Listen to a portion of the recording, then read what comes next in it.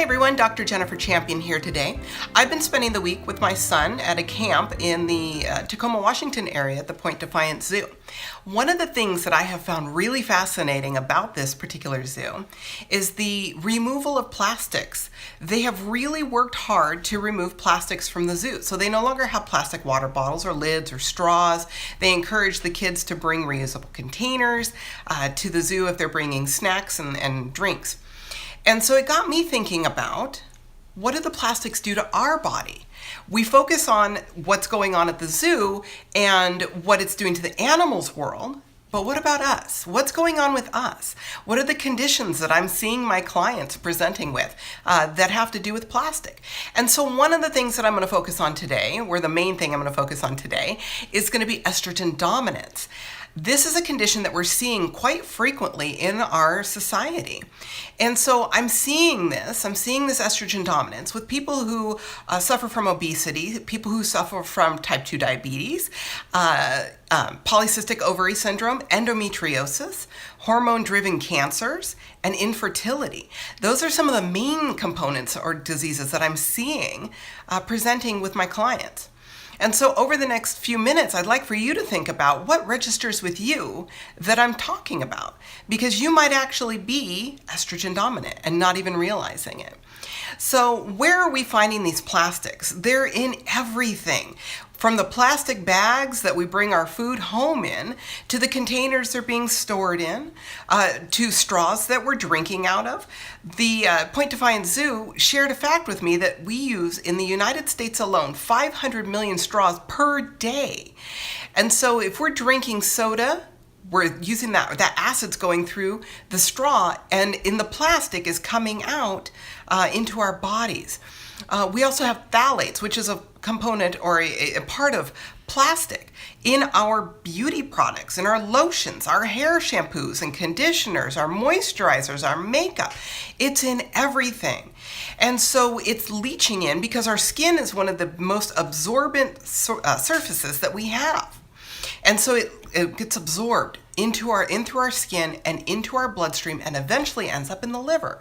And the liver's responsibility is not just to detoxify chemicals, but also hormones. And so if the liver isn't functioning properly, guess what? That estrogen gets backed up in our system, leading to estrogen dominance. What else gets affected? Hormones. They get out of balance, and this is where especially infertility, polycystic ovary syndrome, or endometriosis come into play. When we have an imbalance of the progesterone to the testosterone to the estrogen levels, we need those to be in balance perfectly for us to be able to conceive and have children, as well as our other hormonal functioning. We can see the skin. Like I said earlier, the skin may break out, or we may have signs of early aging that occurs. Bone mineral density can drop if we have either too much or too little estrogen. And then our sex drive can diminish or be on turbo speed. So we can go in either direction if our hormones are out of balance. So what can you do about it? What can you do right this moment? Well, you can look at the containers that you're storing your food in. Are you using plastic storage containers, or are you using glass? Glass is another great option. There are also some stainless steel options that are out there as well. What do you drink water out of? Is it a glass? Is it a stainless steel water bottle? Or is it a plastic water bottle? Those are good questions to ask yourself. A plastic water bottle is okay in a pinch, but never, ever, ever leave it in a hot car because the plastics absorb into the water. Then we drink it and they go into our body. So ditch the plastic water bottle. They do have glass water bottles. I'm a klutz, so I always carry around a very massive stainless steel water bottle. So if you don't have one, I'd suggest picking one up on your next run to the grocery store or whatever market store that you shop at. Another way that you can remove estrogens from your body is to look at your hair, your skin, and your body products. Do they have phthalates in them? Do they have the little plastic microbeads? Those are real popular in shower gels and toothpastes, but they are actually little beads of plastic that can get wedged in the body in various places, and our body doesn't know what to do with it. The other thing that you can do is detoxify your body. So I've actually designed a 28 28-day detox that is specifically for estrogen dominance.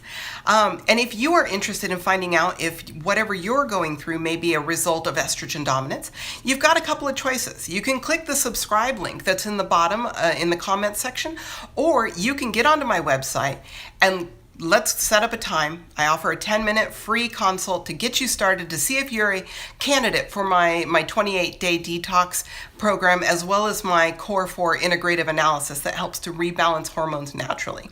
So if you're interested in working with me, I'd love to hear from you.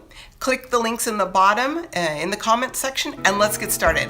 I am so happy you took some time with me today, and I look forward to working with you. Have a great day.